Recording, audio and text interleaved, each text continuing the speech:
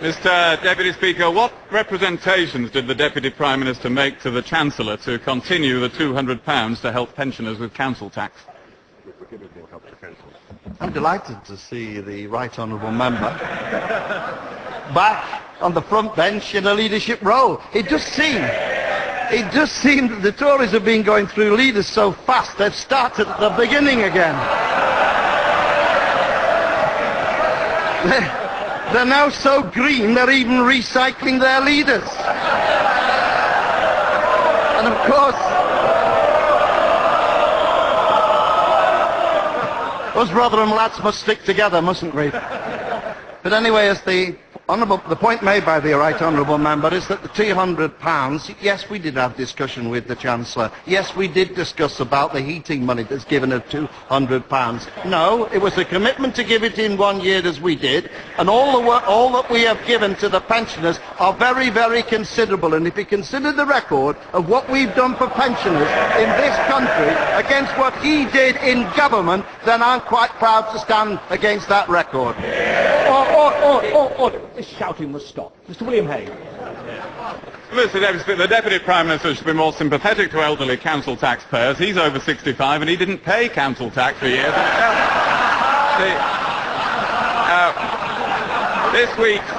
This week's figures show council tax has now risen by 84% since the government came to office. A typical pensioner couple will have to pay £254 more in council tax next year than this. What was so special about election year that pensioners needed £200 help with their council tax just for that 1 year? It is the overall policy of this government to actually consider the pensioner payments and the other matters that we give to them, and to consider in the round. That, I think, is what we have done. That is what we continue to do.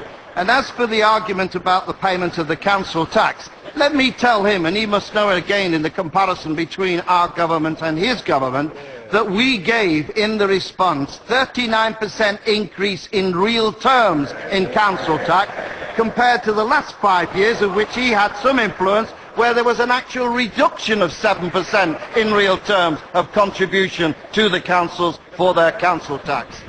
Hey, I think there was so little English in that answer, President Chirac would have been happy with it. The fact is that Age Concern said the Chancellor's decision beggars belief. Help the Aged described the payment as a pre-election bribe and said it exposed a shameful level of political expediency.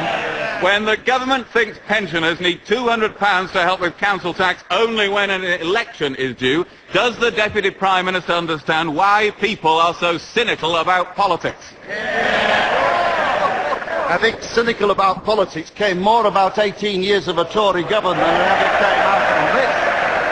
And you know, I just say to the Honourable Member, I may get the grammar wrong, that's true, and I'll have to take the blame for that. That was my education, I'm responsible for it. But you know, I'd sooner get perhaps the words wrong than getting my judgment wrong. After all, he was the leader who slammed the England independence. He was the leader who claimed that the minimum wage was the height of irresponsibility and would cause unemployment. And he was the leader who said that Lord Archer was a man of integrity. Now, if there's a choice between getting my words wrong or getting the judgment wrong, I'd sooner have my problem, not his. Can I just say to the Honourable Member, since he mentioned President Chirac, has he still said that he believes that those who describe the French as cheese-eating surrender monkeys, does he believe that? Because if he does, it makes him look me a master of diplomacy.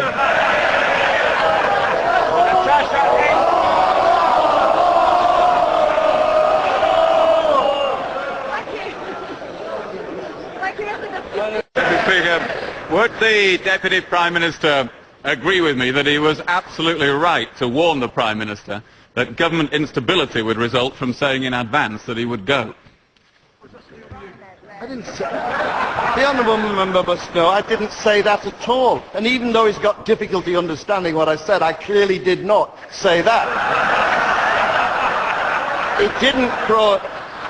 It may cause uncertainties, was the word that was used, and clearly, and those matters, as I said on that day, that the Prime Minister makes his decision, and he will name the date when the time is right, and the transfer is what will happen before the next general election.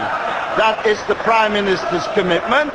That is what we are saying, and I think that's an important point. I know of no other leader that has made such a commitment as a Prime Minister, and I know that will be difficult for the honourable member, because he was the first Tory leader to never to become a Prime Minister. Well, that was the 2001 election, but at least I got through the campaign without hitting anybody.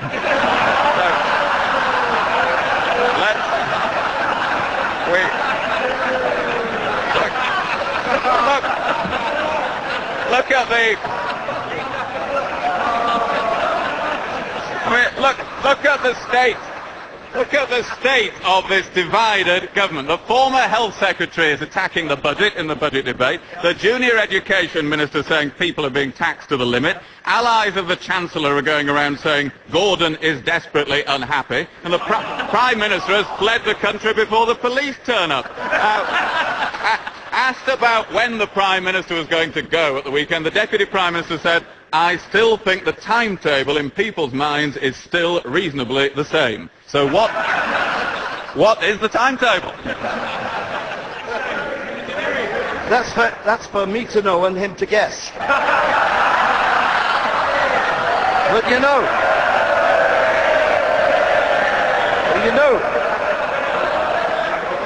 reference constantly to the incident that occurred during my election. I thought we'd finished Punch and Judy politics here. Now I know I will be called Mr. Punch. What does he think that leaves him as?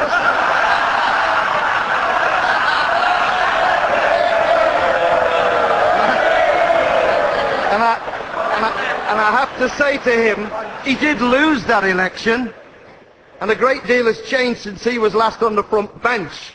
Because what's not changed is I'm on this side in government and he's on that side, on the side of the losers. That was the result of that election, and indeed we will continue to be as successful as introducing economic prosperity and social justice and economic stability that no other country has been able to match. I'm quite proud of that, and I might say to the honourable member, he's a very good example of the election of Labour government means great personal prosperity for himself.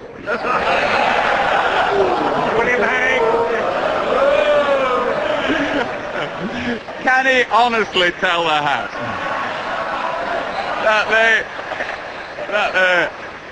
that the government can seriously deal with the problems facing the country when we've a Prime Minister who says he won't go until the NHS is fixed, and a Chancellor who won't even mention it in his budget? We've got a Prime Minister who wants an end to pensions means testing, and a Chancellor who's introducing more of it. We've got a Prime Minister who wants to reform public services, and a Chancellor who's a roadblock reform.